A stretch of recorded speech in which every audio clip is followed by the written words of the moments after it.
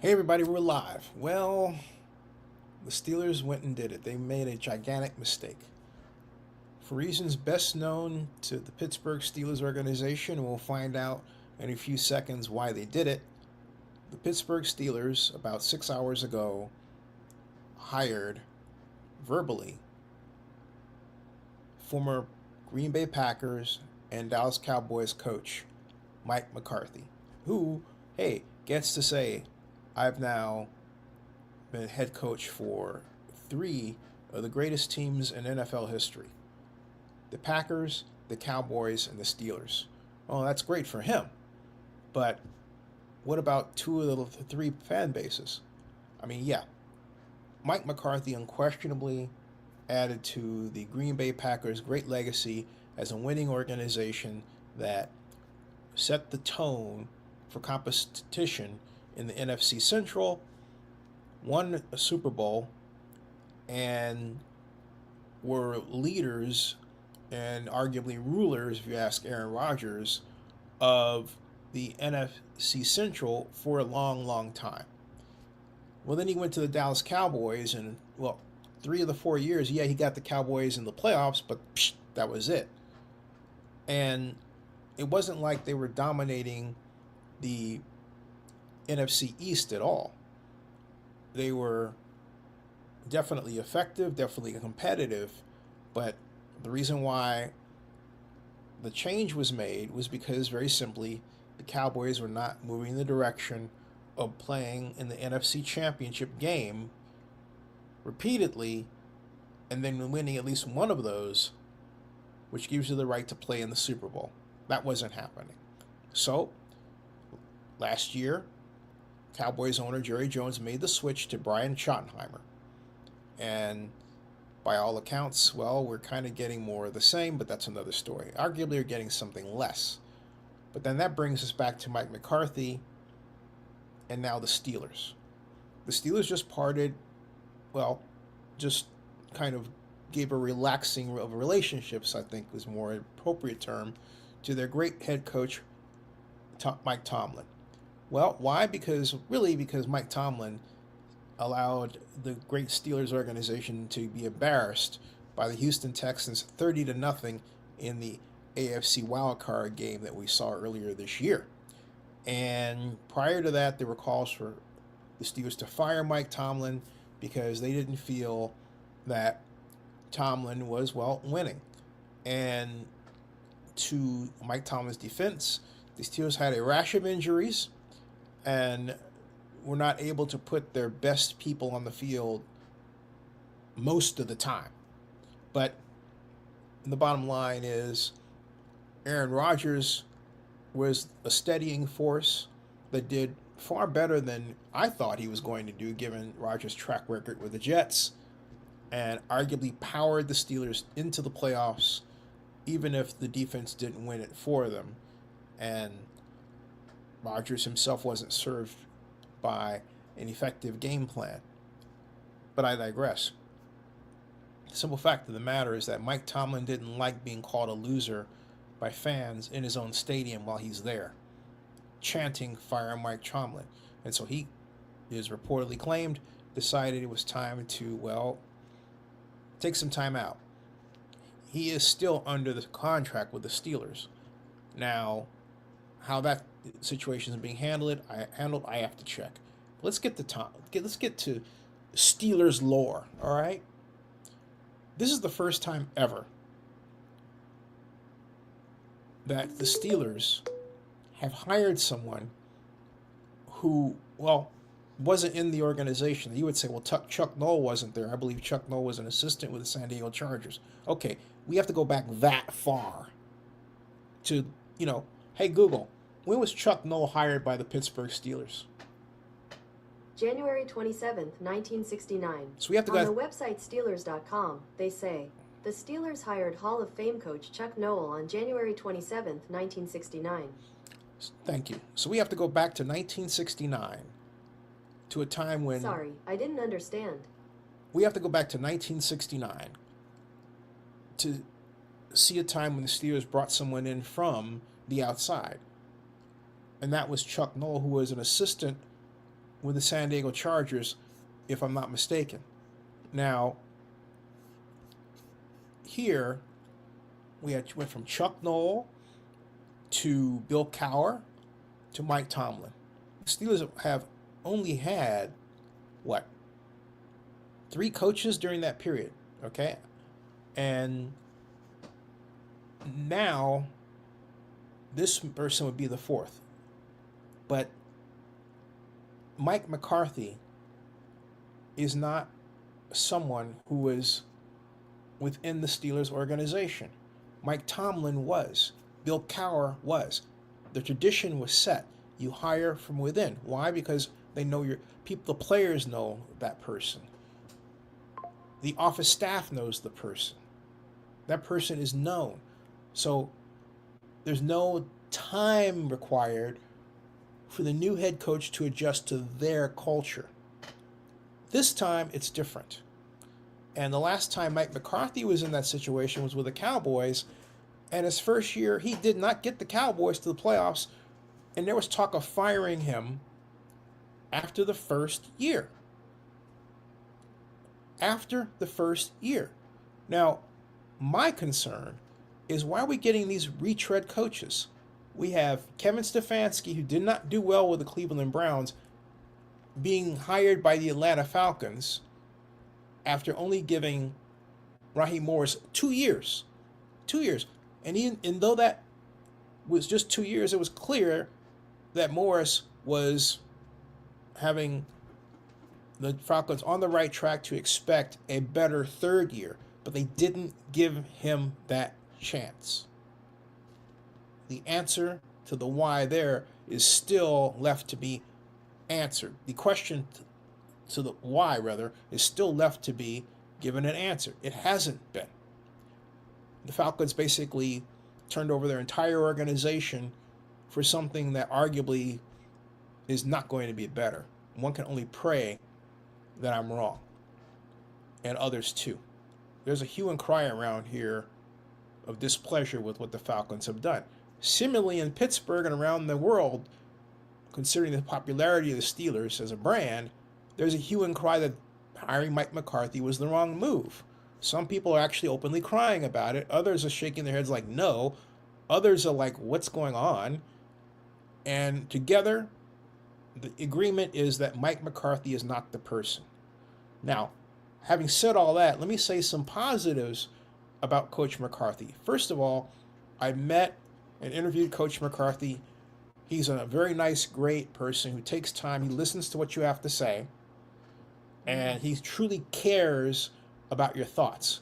So if you want to understand the underpinnings of why he has a .608 record, a winning record, and why he's been so successful with players in the locker room, it's because, like Pete Carroll of the recent past that I've experienced, I don't know what happened with the Raiders, they both listen, and they really act like you're the only person in the room.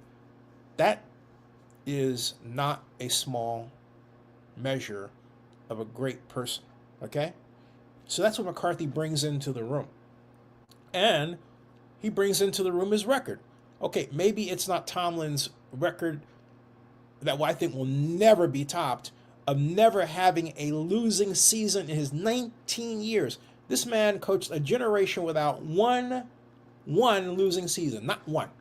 Not even the great Tom Landry, rest in peace, can make that claim. Not even the great Bill Walsh, rest in peace, can make that claim. Not even the great Don Shula, who had a perfect season, can make that claim for any of the other seasons he coached. All right? But hey, he had a perfect season. Not even Bill Belichick, the great Bill Belichick, who has not 1, not 2, not 3, not 4, but 5 Super Bowl rings, can make that claim. Never had a losing season, Mike Tomlin. That's wild, which means he's always gotten the Steelers in place to be in what? The playoffs. Which means he's always got the Steelers to be in place to do what? Go to the Super Bowl. Even if they didn't make it, they were always part of the conversation. And that built the Steelers brand. And now you're going to hand it off to someone who, even though he has a record that is .608, I tell you, .608 is not .666. .666 is a statistical guarantee that something will happen. In other words, that this person will win a game. He's close, but not there statistically. So don't say to me he's going to do it, because I'll still be pointed to, accepted math that .666 is a guarantee and .608 is not close enough. It's not close enough. And then I have to say this too. It is time to elevate more qualified black coaches. You know it, and I know it. And we're at a point in our society where you don't have to be black to say it. A lot of white folks and Asian folks and Hispanic folks and Jewish folks and everybody else, men and women, say the same doggone thing. Okay? So you would say, who's the next great coach out there that's black that they didn't talk to? I'll give you a name, David Shaw. Hey, did a great job at Stanford. Couldn't handle the transfer portal system. Neither could Nick Saban of Alabama. So they both did the smart thing and they got out. All right? You would say, I thought Brian Flores was in the conversation. Brian Flores is in the conversation. For those of you, however, who would say, well, didn't Mike Pettine have something bad to say about him? My answer to that is this. Mike Pettine was a linebacker coach. Mike Flores was defensive coordinator. The question I would have for Coach Pettine is, did he have a problem taking orders from Brian Flores? Brian Flores is also a no-nonsense guy. Someone made a comment about him being a jerk or something. Brian Flores is not a jerk. I had the pleasure of meeting him thanks to the late Chris Mortensen from ESPN at the NFL Spring League meeting, the NFL annual meeting when it was in Florida. And I asked him for an interview, and he very politely said, I can't do it right now, but another time. And I really enjoyed the short time that I got a chance to talk with him. And I, again, thank from heaven, because he's there, Chris Mortensen, for taking the time to introduce us, as did the great sports agent Eric Lane. So I got to check and see how he's doing. He's in Arizona. But I digress. My point is that Brian Flores he's a military kind of army type fellow who insists on straight conversation. And if you don't give him that, he's going to react accordingly. And I think that's what you're reacting to from other people. I think what Mike Pettine did was classless. I mean, if you're going to say what a person did to you, and then you talk about it, but if it's not really important, if it says that maybe you have a problem taking commands from somebody, leave it alone. Keep it off of the media and everything else, because it doesn't say anything good for you. Because note, Mike Pettine did not specify what the problem was with Brian Flores, leaving a lot of blanks to be filled. And that's not good, because if somebody has something against Coach Flores, you know what they're going to do? They're going to take that blank and they're filling in with their own prejudices against him. All right? So it's not a good thing to do. Mike Pettine made a gigantic error. I mean, huge error that doesn't speak well for his future either, because he was subordinate to Brian Flores, which anyone would ask, do you have a problem taking orders from a black man? Is that really the issue? Okay. Is it? All right. What is it? All right. Is that really it? Sometimes you look around and you find it might be the case. Absolutely. It is wrong for those of you who are doing this, taking Mike Pettine's words and trying to extrapolate from them, all right, that Brian Flores is this bad guy, to say that he is a bad guy. You don't know the full story, but what Mike Pettine put out there was bad, and doesn't say anything good about his character either, all right? If you don't have anything good to say, the reason why people say keep it to yourself is because generally you're not going to say the whole thing, and sometimes when you tell the story, it makes you look bad too, So when you tell a story about someone or some other thing, make absolutely certain you're in the clear, that you did the right thing, and that your story is unassailable. Absent that, keep your mouth shut. Now, moving along from that, getting back to McCarthy. The question is also going to be, who will McCarthy bring in to run the offense? It was anemic. And that was Mike Tomlin's, I thought, real failing. Between Arthur Smith, another person who I thought was a fantastic person with a great personality, who was a former coach of the Falcons I had the opportunity to meet a couple of years ago, didn't work out, and then Matt Canada before him, same problem. They didn't solve the riddle of how to produce offenses for the superhumanly fast defenses of today. That is the question. That is the problem that Mike McCarthy has to solve. And he has a lot of experience at offense, and he has been known to bring in some great offensive coordinators. The question is, can they get it done this time, and can they do what Mike Tomlin failed to do, and that is make a Steelers offense that is in the top 10 to match their effective defenses over the years? That's the major question right there. I'm going to bet no right now. I'm going to bet no, because I think that the hire was more stabilizing.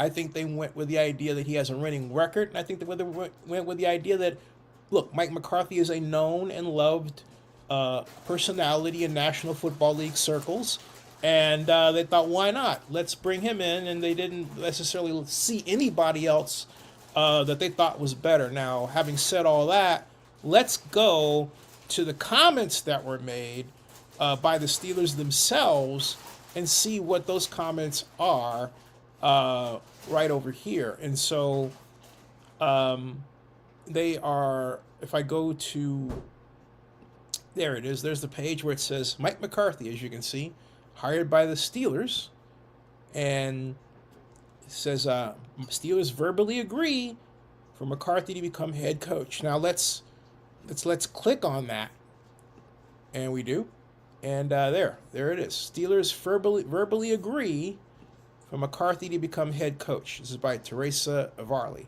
On Saturday, the Steelers verbally agreed for Mike McCarthy to become the team's head coach.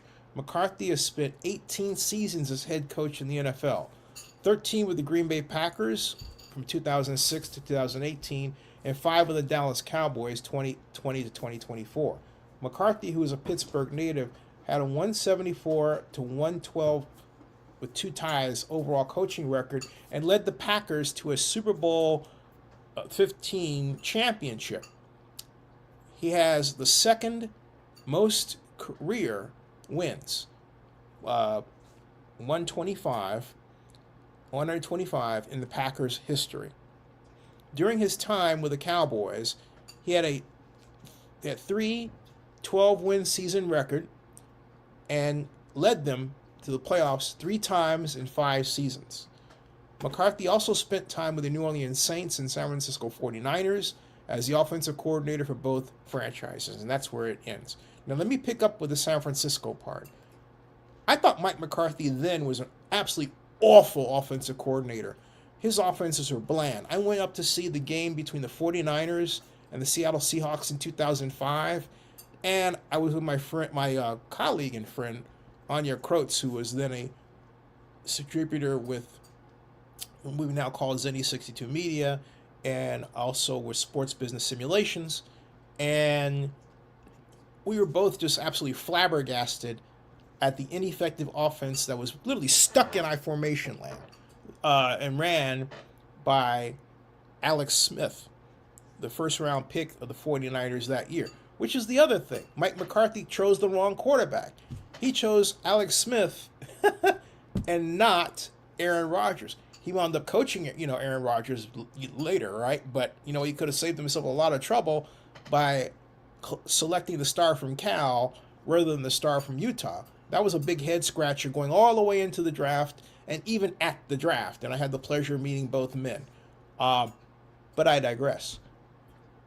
That was not the Mike McCarthy that emerged as the first offensive coordinator for and then head coach of the Green Bay Packers.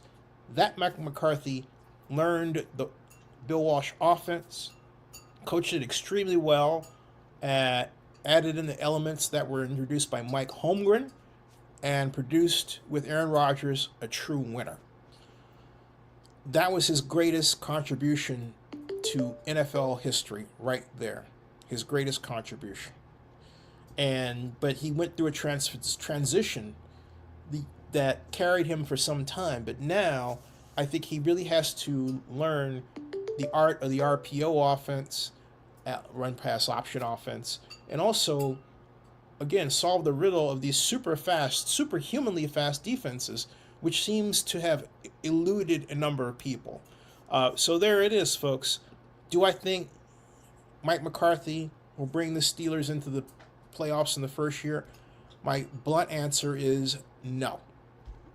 And so basically you can refer to this video if I'm wrong. And I'd be very happy to be wrong, because it would mean the Steelers organization continued its tradition. But I think this is a gigantic mistake, and I think the Steelers are going to live to regret it. As this contributor asked me, he said, the Steelers are officially, this person says on our show, a whole joke. That's this person by the name of Marlon Richardson saying this, not me. I'm not prepared to call the Steelers organization a joke at all. I think the organization is fantastic. They do wonderful things for the community of Pittsburgh and its region. So, joke? No. But did they make a mistake? Absolutely. Well, you know what? We have no choice but to see how this pans out. But I'm saying to you that McCarthy needs a great offensive coordinator. I think that person should be David Shaw. I think David Shaw is one of the greatest coaches out there, not in a more responsible role other than passing game coordinator, which is ridiculous for somebody who coached Stanford football to not one, not two, but 3 Pac-12 championships. Tell me who else has done that. All right. Well, the list isn't long. Subscribe to Zenny62 on YouTube and bookmark NFL News by Zenny62.com. That ends this broadcast.